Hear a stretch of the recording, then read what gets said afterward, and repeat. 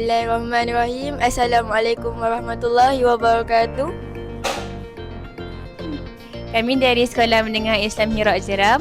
Pada hari ini kami akan menghasilkan sebuah produk diinspirasikan daripada bahan kita semula dan diberikan nama EcoFlow Planter, iaitu pasu bunga mesra alam.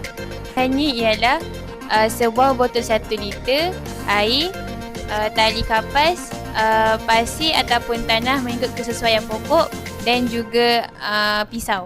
Langkah yang pertama, ambil botol 1 liter dan potong setengah sampai jadi macam ni bentuk dia. Langkah kedua, melubangkan pada bahagian atas penutup botol ini supaya boleh dimasukkan tali kapas yang sedia ada ini.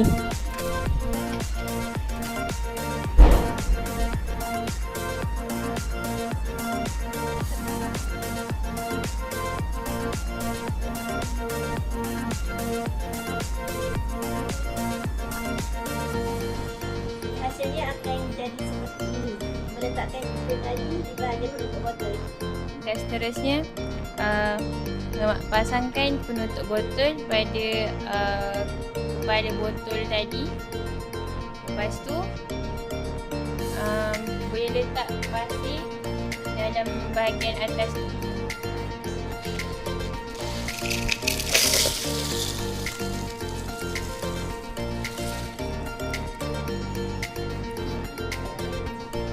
Seterusnya letak air dekat bahagian bawah. Sekali bolehlah masukkan tanaman pilihan anda. Fungsi EcoFlow Planter ni ialah untuk memudahkan urusan menyiram pokok, sebab tali kapas yang terendam dalam air tu dia salurkan air masuk ke dalam pokok terus kepada akar.